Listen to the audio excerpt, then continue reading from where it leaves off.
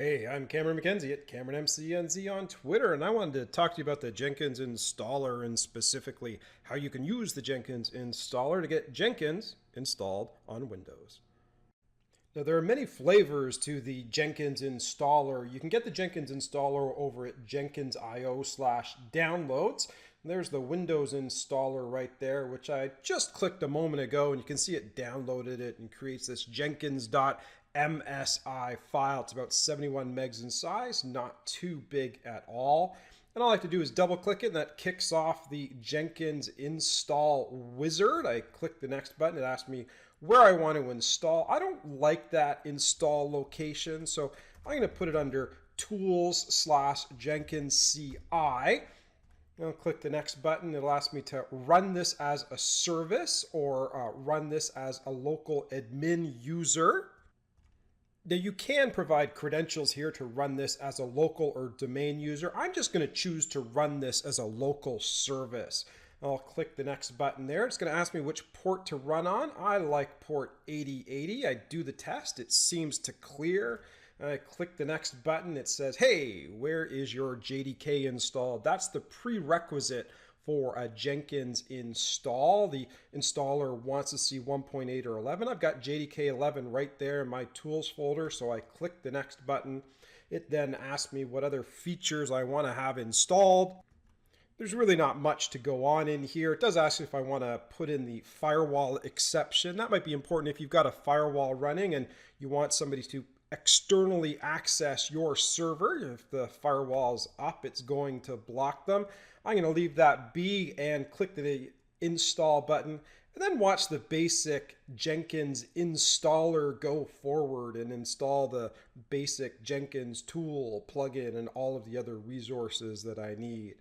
Okay, well, that starts up. I click the finish button. That means that Jenkins is about to start on localhost 8080.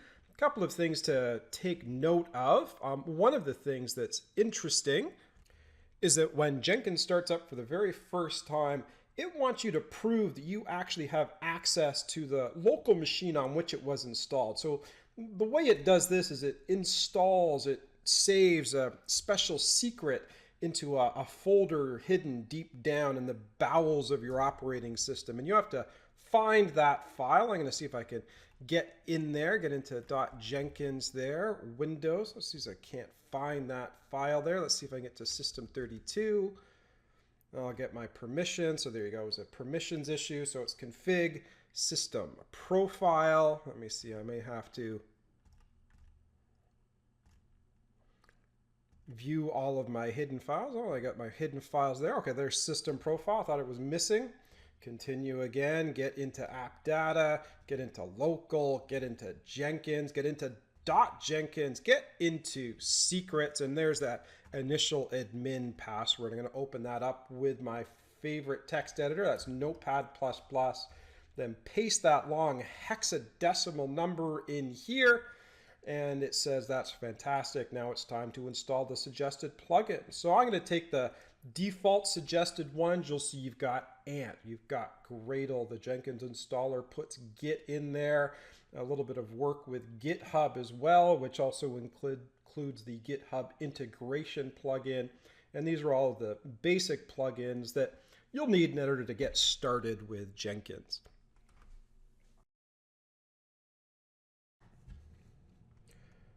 Okay, and with all of the default plugins installed, it switches to the page where it says, hey, add your first admin user. I always say Jenkins is the username, Jenkins is the password, Jenkins is the confirmed password, Jenkins is the full name, and Jenkins at example.com, just to round it off. You might want something a bit more secure if you're doing this in a production environment, but I click save and continue. I'll update the password. It says it'll kick things off on localhost 8080. Little does it know that I'm already on localhost 8080. And then I click that button and it takes me to the Jenkins landing page, admin console, whatever you want to call it. Now I'm going to do a little hello world. I'm going to just create a new item. Let's just test that everything is working properly. It'll be a freestyle project. I'll click OK there. Then it'll ask me, oh, how do you want to set up this build job? I really don't want to do too much. I'm on Windows, so I'm just going to add a build step that runs a batch command. If you're on Linux, you'll want to use a shell command. And this batch command will just echo hello world. And maybe even echo Jenkins Installer. Okay, and I'll click apply. And I'll click save. I'll click build now. The build will run and I will get the blue ball as a result. And if I take a look at the console output, it's going to say, hey, hello world from the Jenkins installer.